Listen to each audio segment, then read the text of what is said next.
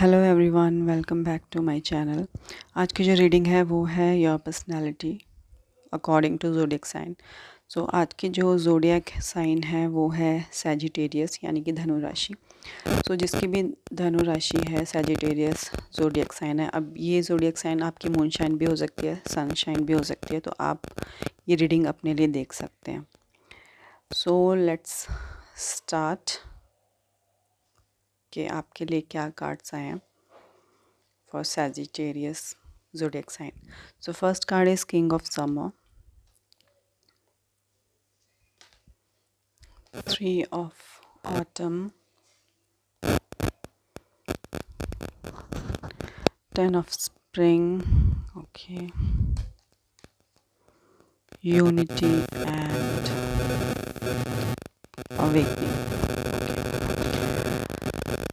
So अगर मैं astrologically भी बात करूं फॉर Sagittarius zodiac sign, तो आपका कहीं ना कहीं फायर एलिमेंट है। ये राशि जो है वो फायर एलिमेंट को रिप्रेजेंट करती है। तो कहीं ना कहीं आप लोग बहुत ज़्यादा फायरी होंगे। आपके अंदर जो भी काम करना होगा ना, आपको बहुत तेज़ी से करना पसंद होगा कि हर चीज़ में स्पीड पकड़ना, हर चीज़ को बहुत जल्दी रेस्टी, कभी कभी बहुत जल्दी क्विक डिसीज़न लेना।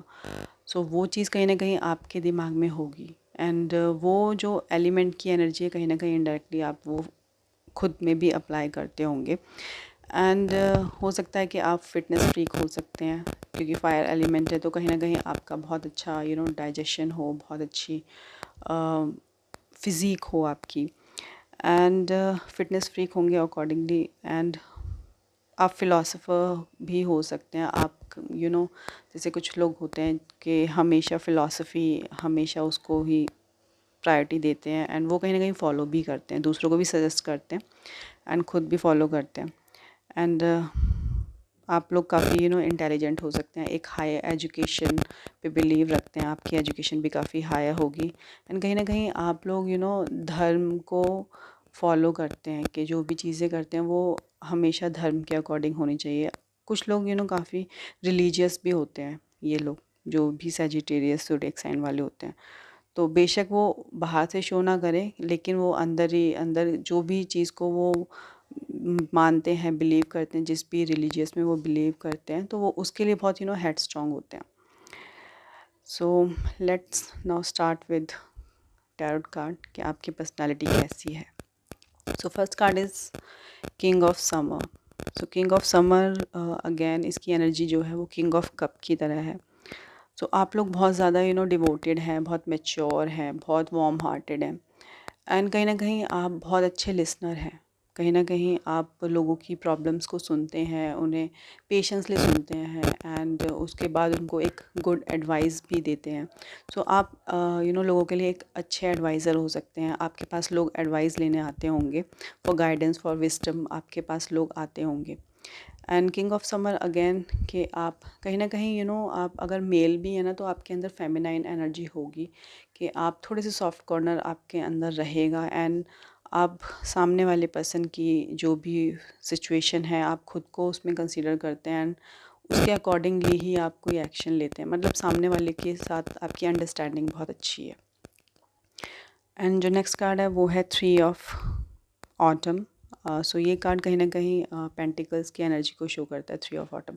So three of autumn again shows कि आप अपने टैलेंट का, अपनी स्किल्स का बहुत अच्छे से यूटिलाइज़ करते हैं। आप कहीं ना कहीं बिलीव करते हैं कि अगर आप किसी भी फील्ड में काम कर रहे हैं तो आपकी स्किल्स बहुत अच्छे से शार्पन होनी चाहिए। आप जो भी करते हैं अपनी स्किल्स पे बहुत ज़्यादा फोकस्ड रहते हैं। एक टीम वर्क कहीं ना कहीं आप करते हैं, एंड लोगों को साथ में लेके एक यूनिटी के साथ, एक टीम वर्क के साथ काम करना पसंद करते हैं। एंड अगर आप ऑफिस में भी हैं या फैमिलीज़ में भी हैं, तो आपका जो मेन थॉट प्रोसेस यही होगा कि आप कोशिश करें कि सब मिलकर रहें, सब में एक यूनिटी बनी रहे, सब यूनाइटेड रहें। And three of autumn again shows कि कहीं ना कहीं ऑब्वियसली ऑटम की एनर्जी है, तो मेटलिस्टिक भी हैं आप, और आपकी प्रायोरिटी है कि आप मेटलिस्टिकली ग्रो करें। एंड थोड़े से अब ये जो एनर्जी है वो ये भी शो करती है कि आप जो भी वर्क करते हैं उसमें थोड़ा सा टाइम लेते हैं। अगर जैसे बात प्रोफेशन की आए या फिर किसी रिस्पॉन्सिबिलिटी की आए तो आप उसमें अपना 100% देते हैं एंड अकॉर्डिंगली फुल पेशेंस के साथ हर एस्पेक्ट से देख के उसके बाद ही कोई एक्शन लेते हैं, उसके बाद ही कोई कॉल लेते हैं, डिसीज़न लेते हैं। सो नेक्स्ट कार्ड था आपका 10 of spring. So 10 of spring again wands की ही एनर्जी है। सो वॉन्ड्स अगेन फायरी एनर्जी। सो आप लोग ना बहुत ज़्यादा ओवर बर्डन लेते हैं, कहीं ना कहीं आप बहुत ज़्यादा रिस्पॉन्सिबिलिटीज़ ले लेते हैं। ओवर टाइम करते होंगे अगर आप ऑफिस में काम करते हैं, वर्क प्लेस पे, तो आप ओवर टाइम करते हैं। कहीं ना कहीं आप लोगों की रिस्पॉन्सिबिलिटीज़ भी खुद पर ले लेते हैं एंड दूसरों की हेल्प करने में इतने ज़्यादा हो जाते हैं कि वो बर्डन कहीं ना कहीं आपके ऊपर आ जाता है। And 10 of spring again shows के जो भी चीज़ है जब तक वो कंप्लीट नहीं होती है वो बर्डन कहीं ना कहीं आप वो फेस करते रहते हैं, चाहे वो मेंटली हो या फिज़िकली हो। सो कहीं ना कहीं वो एक ओवर वर्क, एक वर्कोहॉलिक काइंड ऑफ पर्सनालिटी आपकी होगी।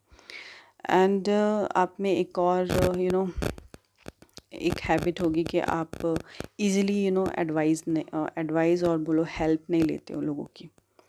आप चाहे कितनी भी प्रॉब्लमेटिक सिचुएशन में है, कितना भी सिचुएशन आउट ऑफ कंट्रोल है, लेकिन आप लोगों के पास नहीं जाएंगे फॉर हेल्प, इजीली नहीं जाएंगे। और कहीं ना कहीं वो रिस्पॉन्सिबिलिटीज़ आप ये सोचते हैं कि वो सिर्फ आपकी रिस्पॉन्सिबिलिटीज़ है तो आपको ही वो कंप्लीट करनी है, वो फुलफ़िल करनी है।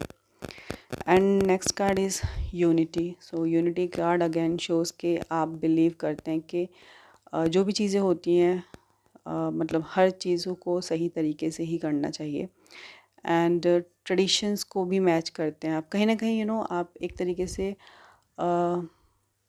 पुराने ख़यालात के लोग भी हो सकते हैं जो ट्रेडिशन को फॉलो करते हैं। जैसे कि ज़ोडिएक जो है, ये Sagittarius zodiac again shows religious, धार्मिक चीज़ें जो होती हैं उनको शो करते हैं। तो कहीं ना कहीं आप बहुत ज़्यादा बिलीव करते हैं कि ट्रेडिशंस को फॉलो करना, अपने रूट्स को कभी नहीं छोड़ना है। आप बेशक कितने भी हायर पोजीशन पे हो, कितने भी हायर लेवल पे पहुंच जाए, आपका स्टेटस कितना भी आगे बढ़े, लेकिन आप स्टिल आप बिलीव करते हैं ग्राउंडेड रहें एंड कहीं ना कहीं मेंटेन रखें अपनी डिग्निटी को और लोगों के साथ बहुत कनेक्टेड फील, मतलब अपने रूट्स के साथ कनेक्टेड फील करें कहाँ से आप आए हैं, कि आपके रूट्स जो भी हैं। एंड अगेन आप स्पिरिचुअल हो सकते हैं, आप कहीं ना कहीं एक हायर लेवल ऑफ स्पिरिचुअलिटी पे भी बिलीव करते हैं। जैसे कि कहीं ना कहीं आपका जो दिमाग भी है ना वो थोड़ा सा रैशनल माइंडेड होगा। मतलब आप ये सोच सकते हैं कि आप हमेशा लॉजिक्स को भी प्रायोरिटी देते हैं। अगर कोई चीज़ है तो अगर आपको कन्विंस करना है तो आपको उसका लॉजिक भी चाहिए, तभी आप उस चीज़ के लिए कन्विंस होते हैं इजीली। अगर कोई भी टेक्निक या टेक्नोलॉजिकल मतलब कुछ भी ऐसा काम है तो आपको हर चीज़ का लॉजिक चाहिए एंड जो भी रीज़न है उसके बाद ही आप वो कन्विंस करेंगे उस चीज़ों में। And next card is awakening. So awakening again is, ये कार्ड जो है वो कहीं ना कहीं एक हैंगमैन की तरह है। तो हैंगमैन अगेन कि आप लोग ना कभी कभी इतने ज़्यादा ओवर एनालाइज कर लेते हैं चीज़ों को, तो इतनी ज़्यादा रिस्पॉन्सिबिलिटीज़ होती हैं, इतने ज़्यादा वर्कोहॉलिक हैं, तो बहुत ज़्यादा थक जाते हैं। आपको लगता है कि आप स्टक्ड हो गए हैं, स्टैग्नेशन टाइम पीरियड कहीं ना कहीं आपको फील होता है कि कुछ आगे बढ़ ही नहीं रहा है, बहुत धीरे धीरे चीज़ें हो रही हैं एंड जैसा आपने सोचा था उसके अकॉर्डिंगली कुछ भी नहीं जा रहा है। तो ये प्रोसेस जो होता है ना, आप उस टाइम पे कहीं ना कहीं अपने आप को भी टाइम देते हैं एंड उस टाइम पे भी आप चीज़ों को अलग पर्सपेक्टिव से देखने की कोशिश करते हैं कि अगर ऐसे नहीं हो रही है चीज़ें, वर्क नहीं कर रही, तो आप दूसरे तरीके से वर्क करें। एंड अगेन अवेकनिंग कार्ड जो है ये भी बताता है कि कुछ लोग हो सकता है कि आप अननेसेसरी कंप्रोमाइज़ करते हो। कभी कभी आपके सिचुएशन ऐसी होती हो कि आपको कंप्रोमाइज़ करना पड़ता होगा बहुत ज़्यादा, और आप अपने लव्ड वंस के लिए या जो भी आपके क्लोज्ड हैं उनके लिए आप अननेसेसरी कभी कभी बहुत ज़्यादा कॉम्प्रोमाइज़ करते हैं, जिसकी वजह से आप कहीं ना कहीं स्टैग्नेट फील करते हैं, बहुत ज़्यादा अपने आप को एक रट में फ़ील करते हैं कि कुछ आगे बढ़ ही नहीं रहा है, तो वो चीज़ कहीं ना कहीं आपके साथ होंगी।